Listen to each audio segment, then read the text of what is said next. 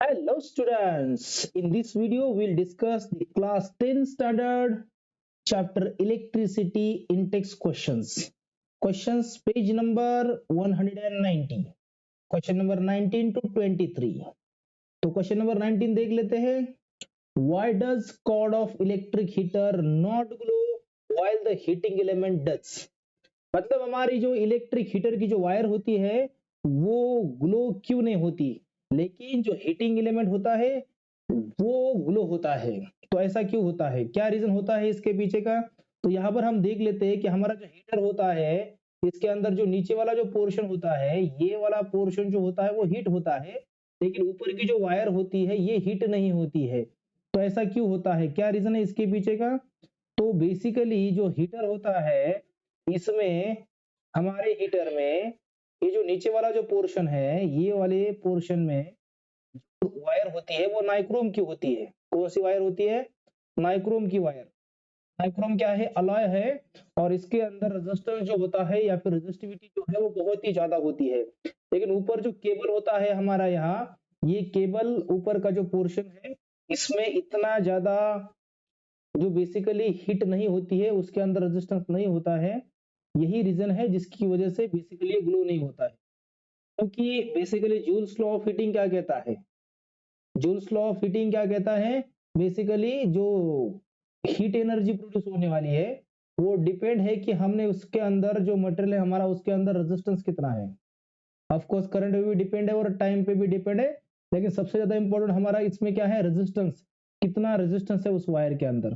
तो नाइक्रोम के वायर के अंदर रेजिस्टेंस और उसकी रेजिस्टिविटी ज्यादा होती है ये वाले पोर्शन में, जिसकी वजह से ये ग्लो होता है. लेकिन ये जो ऊपर का कॉर्ड है, ये कॉर्ड के अंदर जो है रेजिस्टेंस है वो बहुत ही कम है, क्योंकि यहाँ पर हम कॉपर की वायर यूज करते हैं. लेकिन जो हीटिंग एलिमेंट है ये वाला पोर्शन, यहाँ पर बेसिकली नाइक्रोम वायर यूज करते हैं, which is alloy of nickel, chromium, manganese and iron, जिसके अंदर रेजिस्टिव जो है वो बहुत ही ज्यादा होता है, जिसकी वजह से ये बेसिकली ग्लो होता है. क्योंकि हीटिंग इफेक्ट ऑफ इलेक्ट्रॉन कहता है कि जिसके अंदर ज्यादा रेजिस्टेंस उसके अंदर हीट एनर्जी उतनी ज्यादा. ठीक है, तो ये है इसके पीछे का रीजन. ठीक है, जो स्लो ऑफ हीटिंग कहता है कि करंट जो होने वाला है या फिर रेजिस्टेंस है और टाइम, इस पे डिपेंड है हमारे हीट एनर्जी कितनी प्रोड्यूस होने वाली है. ठीक है, तो यहाँ पर देखो कि ऊपर वाला पोर्शन है जो कॉर्ड है उसके अंदर बहुत ही कम रेजिस्टेंस होता है, जिसकी वजह से हीट एनर्जी बहुत ही कम प्रोड्यूस होती है. लेकिन जो ऊपर और नीचे वाला जो पोर्शन है वो हीटिंग एलिमेंट जिसे हम कहते हैं, उसके अंदर large amount of heat energy produce होती है. रीजन क्या है कि उसके अंदर बहुत ही ज्यादा रेजिस्टेंस है, क्योंकि वो बना हुआ है नाइक्रोम से. ठीक है, which is an alloy, and इसमें बहुत ही ज्यादा रेजिस्टिविटी होती है. और रेजिस्टेंस जो होता है वो रो इंटू एल अपॉन ए होता है. तो जिसके अंदर ज्यादा रेजिस्टेंस कब होगा? जब रेजिस्टिविटी ज्यादा होगी, लेंथ ज्यादा होगी, एरिया ऑफ क्रॉस सेक्शन ज्यादा होगा. तो ये सब चीजें हैं जिसकी वजह से बेसिकली हमारी जो वायर होती है उसके अंदर, हीटर की वायर जो होती है वो बेसिकली रेड हॉट नहीं होती है, लेकिन जो हीटिंग एलिमेंट होता है नीचे वाला पोर्शन हीटर का, वो ग्लो होता है. ठीक है, तो चलिए नेक्स्ट क्वेश्चन देख लेते हैं. Compute the heat generated while transferring 96,000 coulomb of charge in 1 hour through a potential difference of 50 volt. तो क्या करने के लिए कहा है? पहले तो कंप्यूट करना है, कैलकुलेट करना है हीट जनरेटेड, मतलब हमें एच निकालना है. ट्रांसफरिंग 96 कूलम ऑफ चार्ज, मतलब ये क्या दिया है? चार्ज की वैल्यू, मतलब क्यू दिया है. ठीक है, दूसरा है कि टाइम दिया है 1 आवर, यहाँ पर 1 आवर क्या दिया है? टाइम दिया है बेसिकली. उसके बाद पोटेंशियल डिफरेंस दिया है 50 वोल्ट. ठीक है, वी की वैल्यू दिया है 50 वोल्ट. तो ये सब दिया है और हमें कैलकुलेट करना है हीट एनर्जी. तो पहले हम फॉर्मूला देख लेते हैं. यहाँ पर देखो फॉर्मूला क्या है? हीट एनर्जी जो रहेगी वो वी आई टी फॉर्मूला हम यूज करेंगे, voltage current multiply by time. लेकिन हमें पता है करंट क्या होता है? Charge divided by time. और ये टाइम एज इट इज, ये टी और ये टी कैंसिल हो जाएगा. तो पोटेंशियल मल्टीप्लाई बाय क्यू, मतलब पोटेंशियल मल्टीप्लाई बाय चार्ज, उससे हमें क्या मिलेगी? Heat energy. तो टाइम की हमें जरूरत नहीं है इसमें. अगर हम दो क्वांटिटी मतलब वोल्टेज और ये चार्ज दोनों का मल्टीप्लिकेशन करते हैं तो उससे भी हमें क्या मिलती है? हीट एनर्जी मिल जाती है. तो चलो वैल्यू पुट करते हैं. वोल्टेज की वैल्यू 50 और चार्ज जो है वो 96,000. कैलकुलेशन कर लेते हैं. पहले हम यहाँ पर 5 इंटू 96 लिखते हैं, और 1 2 3 4 4 जीरो है तो हम क्या करेंगे? 10 टू पावर 4 लिखेंगे. तो इसका मल्टीप्लिकेशन करते हैं, फाइन 5 6 का कितना हो जाएगा, 30 हो जाएगा, तो ये 3 कैरिंग हो जाएगा, 5 9 का 45 और ये 348, 480 multiply by 10 raise to power 4 हो जाएगा। दो डेसिमल पॉइंट हम यहाँ से शिफ्ट करेंगे लेफ्ट साइड को, तो आंसर हो जाएगा 4.8 multiply by 10 raise to power 2। ये इतने का आंसर हो जाएगा 480 का, और 10 रेज़ टू पावर जो है वो एज इट इज रहेगा। इसका अगर हम कैलकुलेशन करते हैं तो ये हो जाएगा 4.8 10 raise to power 10 raise to power 6, इसका आंसर हो जाएगा 2 + 4 6 10 रेज़ टू पावर 6 जूल। तो ये आंसर हमें मिल जाएगा। This is the heat energy that is generated 4.8 into 10 raise to power 6। ठीक है, तो यहाँ पर हम देख लेते हैं आंसर। ये देखो यहाँ पे हमने यूज किया क्यू की वैल्यू 96,000 कूलम, टाइम 1 आवर है, और बेसिकली हमने इसको सेकंड में कन्वर्ट किया है, लेकिन इस पे जरूरत नहीं है हमें सेकंड में कन्वर्ट करने की भी। रीजन क्या है कि हमें डायरेक्टली यहाँ पर टी कैंसिल हो जाता है, और उसकी वजह से ये देखो, तो बेसिकली वोल्टेज और चार्ज दोनों का मल्टीप्लिकेशन करके हमें जो आंसर मिल जाता है वो हो जाएगा 4.8 into 10 raised to power 6 joule. तो हमने अभी कैलकुलेट किया था। ठीक है, यहाँ पर हम नेक्स्ट क्वेश्चन देख लेते हैं। An electric iron of resistance 20 ohm takes a current of 5 ampere, calculate heat develop in 30 second.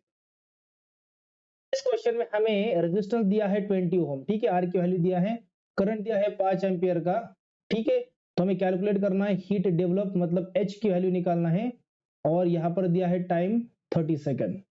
तो कैसे कैलकुलेशन करेंगे इसको हमें, तो हमें पता है Joule's law of heating, H is equal to क्या होता है, आई स्क्वायर आर टी।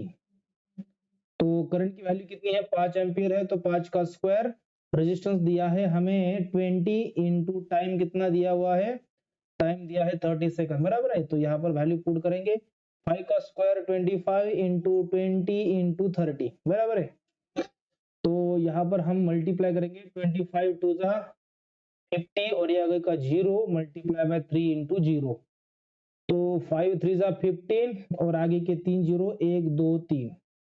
हम डेसिमल पॉइंट शिफ्ट करेंगे, यहाँ पर डेसिमल पॉइंट है अभी, तो 1 2 3 4, 4 डेसिमल पॉइंट हमने शिफ्ट किया, तो ये हो जाएगा 1.5 into 10 raise to power 4 joule. ठीक है, तो simply in this way we can calculate the heat energy. इससे हम हीट एनर्जी इजीली कैलकुलेट कर सकते हैं। हमें फॉर्मूला हमने joules law of heating use किया और इसमें वैल्यू सब्स्टिट्यूट कर दी, और डायरेक्टली मल्टीप्लिकेशन करके हमें ये आंसर मिल गया।